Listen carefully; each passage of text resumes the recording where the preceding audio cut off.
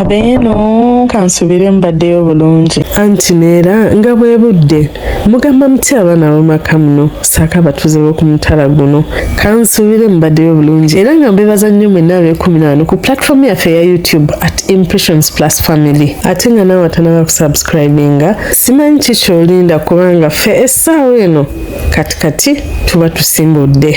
Lady Maria gyebaleko kansubire oli bulungi munange nno nkulabyeko ng'oyamba abantu ab'enjawulo nange nzize mbeera omu abantu abaweebwa ku magezi ku platform yo. Nina ekizibu ate nga ky'amaanyi wazira nsaba erinnya lyange olikweke. Simanyi oba bwe nakiraba nakiragajjalira naye essaawa eno weetuuse mpulira nfunye okutya. Munnange bwe nakulakulamu nafuna omuntu wange era ne twetegeera ne tubeera nga tukkaanya nga tuteesa nga buli kimu ebintu ebyali nga bikwata mpola ate ng'era nange ebyange ebyali bya mpola mpola. Natuukisa ne mugamba munnange nze ekintu kye nsinga okufaako ennyo obulamu bwange era yansitula n'antwala mu ddwaliro ne tugenda ne twekebeza. Bwe twekebeza omusaayi gwaffe gwakomawo nga ffembi tuli balamu ne nsanyuka era naye yasanyuka. Bwe ntyo natandika ng'ogenda ewuwe ne mukyalirangako mu nnaku ezimu nga ngenda ne mulabako ne mbeerayokko ne nvaayo ate ne nzira ewaka. Kuba nali nkyabeera mu maka ga taata wange nga sobola kukola nsobi eyo yagamba nti nesitule ngende embeere bwezi wa musajja. Oluvanyuma namugamba nti munnange kyali kyetaagisa agende waka bamulabeko. Kye yakola era omusajja oyo yajja ewaka ne bamulaba era bamumanyi. Omusajja ono essaawa eno nakamuzaalamu abaana 2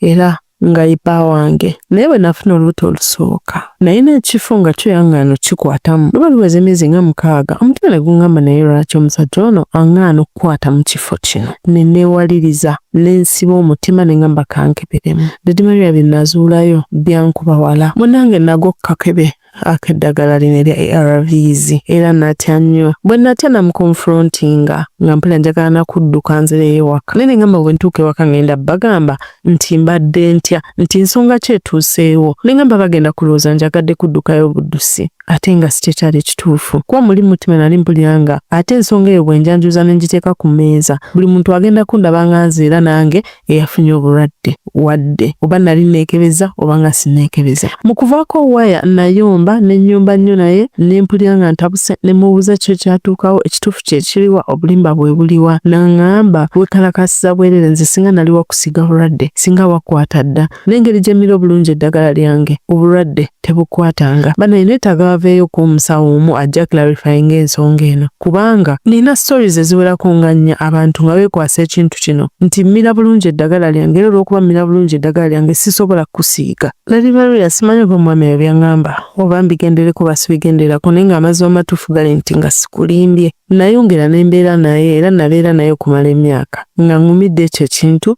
ate era buli nagenda okunkebera nga ndi mulamu. Ndozi banatuukisa ne mbeera comfortable naye wayiseewo emyezi kati nga 6 nga mpulira ekintu ekyo kindi ku mutwe nga mpulira ntandise okweraliikirira nga mpulira ndabanga agenda okufuna obulwadde ndabanga ekizibu kyonna ekigenda okuntuuka mpulira omutima gwange tegukyali confident nga buli bwe gwali. Simanyi ki kyali kireeta confidence mu biseera biri naye essaawa eno nina fear mu kifo kya confidence. Feba olaba wano tetulina kye tukozesa wadde okwekuuma kubanga ne we ndi mwegayira ne mugamba ayambala akapiira ekintu ekyo alaga nti kimukosa nnyo kubanga ye aba alabanga ali mu kwegatta ne malaaya mu kifo ky'omukyala we owawaka. Lady Maria simanyi ki kyakkola go ge mazima amatuufu kuba omusajja ye mwagala naye kati essaawa eno wendi nina fear. Kyekika ky'omuntu gw'olituuza n'ogamba bannaye omanyi kye tuba tukola tugende mu ddwaliro takinaako buzibu akugamba ye tujja genda naye olunaku lwe lutukola olugenda mu ddwaliro omusajja oyo ng'atandika okwebuzaabuza. Mpozi nateera okubajjukiza nti Maria Impressions Plus tukola kaadi z'emikolo ez'omulembe kwanjula mbaga graduations corporate parties n'emikolo emirala gyonna nga kaadi zaffe zitandikira ku 3,000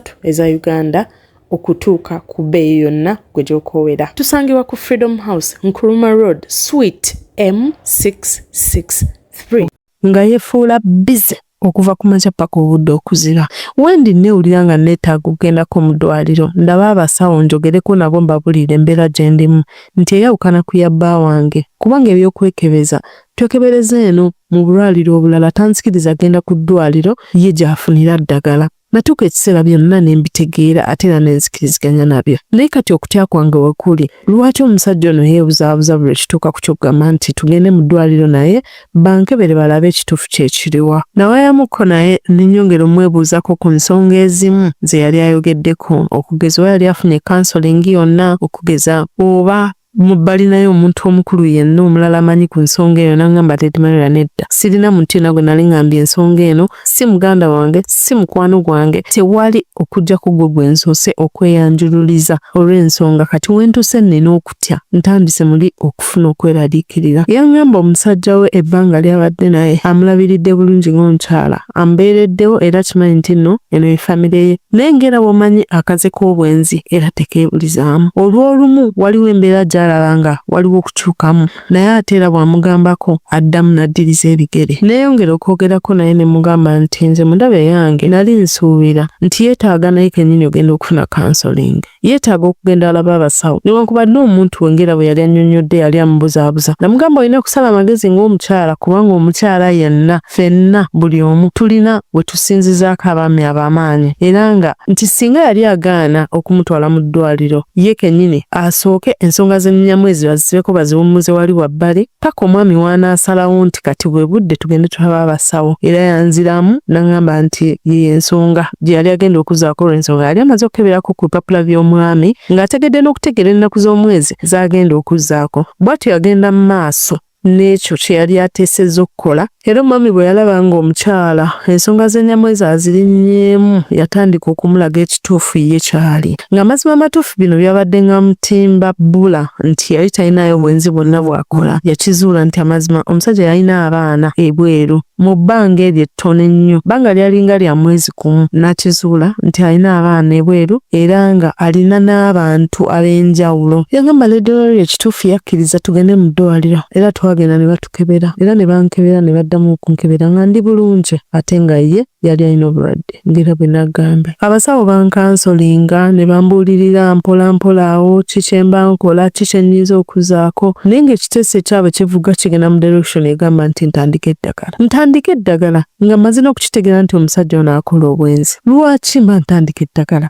Lwaki nze ntandika okumira eddagala ery'obulamu bwange? Omusajja ono omwagadde era naalibadde naye, oba oli awo saali musuddewo nti olw'okubanga alina obulwadde naaligumye n'embeera naye singa abadde mwesimbu nga tebirimu bwenzi. Ne kati Lady Maria omuntu ng'ono alinamu obwenzi, nze ngenda mukwasaganya ntya? Yangamba munnange Lady Maria, nina mikwano gyange, tata wange mukwano gwange nnyo, naye neewulira nga gwe ndyamu olukwe kati saawa eno wentuuse bwe mba sobola mugamba nsonga zifaanana westi. Neewulira nga neetaaga ntandika okwogerako naye ku bino ebizibu bye nnina. Nagamba yalina ne sisita we era naye nga mukwano gwe. Mu kumuwabula namugamba kyalibadde kirungi n'abaako omuntu gwasobola okwogerako naye ng'ate omuntu oyo abeere muzadde we so si muganda we. Namugamba oba weesiga taata wesitule, ogenda oyogere ne taata omunnyonnyola embeera yonna gy'oyitamu, olabe ye ate anaakuwa magezi ki, kubanga okwekuumira omuntu obeerewo naye mutambuze obulamu ng'ate tasobola kwekuumira mu mbeera olwedda eriwo ey'ebizibu byali tebijja kuba birungi. Yagamba nti omwami yatuuka ekiseera n'essimu n'agisaamu password kubanga yali atandise okulaba messages ez'enjawulo okuva mu bakyala ab'enjawulo. Ne mugamba munnange okumira eddagala si kye kyalibadde ekizibu, naye ate waliyo okukuleetera ekirwadde ate ekijja okuba ekirala oba ekintu ekirala kyonna okuva eyo gy'atabaalira. Sala amagezi ogende oyogereko ne bazadde bo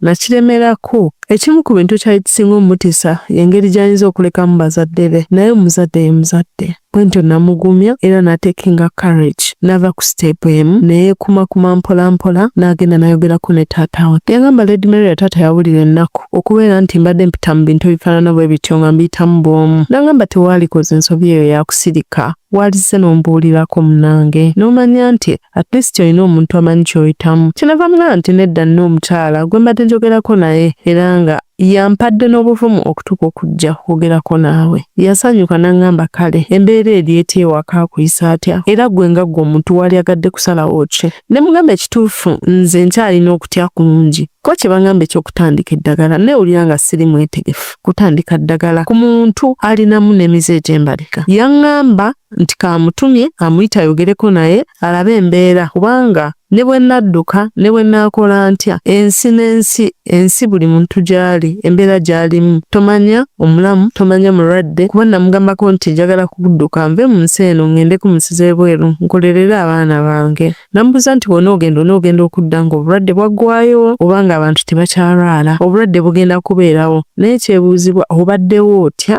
n'omuntu oyo ate osigale ng'obulamu bwo nabwo tebukoseddwa. Nangamba kyonna abasazeewo ng'omwana wange nze nja kusapootinga. Oba oyagala kuvaayo sikulinaako era buzibu. Mpozzi n'ekirala nankuutira okubanga buli lwalina okudda mu ddwaliro nina okugenda naye. Tedimalira twetuuza ensonga z'ennyamwezi ne tusooka ne tuzeewummuza. Kubanga mu ddwaliro nabagamba nali neetaaga ekitono ennyo obutaka wansi wa myezi 6 nsobole okukirowoozaako. Oba omuntu ono gwe ngenda okuwerayo obulamu bwange okukola ekintu ekifaananako bwe kityo yali akigwana. Nangamba nti yali afunye obuvumo obumumala okubeera nti tajja kusubmitinga ku pressure yonna era ajja kutwala obudde bwe bwonna alabe nga asalawo okusalawo okutuufu naye nga ye kyeyeebuuza ng'ovudde ku ye endowooza ye n'endaba ye naye abantu abamuli okumpi abantu mwenna bali eyo mmwe ekintu kino mukirowoozaako ki yali agadde okumanya muyinza muwa magezi ki bw'aba muganda wo nga ggwe muganda oyinza muwabula otya bw'aba mukwano gwo oyinza muwabula otya bw'atyo nno mwana wattu oyo ze nzaali ensonga ze era n'essaawa eno ng'alindirira okuddamu kwammwe muyinza muwa magezi ki asigale asalewo asigale atandike eddagala oba yeeyongereyo kiyinza omuyambako okutaasa obulamu bwe ntyo nno libadde eryange mwebale kwekuumira ku kuttu mbaagala nnyo n'okusinga bwe mukirowooza mwebale kulikinga mwebale kusubscribinga commenting sharing byonna mubikozi baana mwezi sina kyemboogerako mbaagala nnyo Norecho downloadinga right now app essaawa eno nsigadde ndi Lady Maria your voice maestro mbaagala nnyo mubeere bulungi bye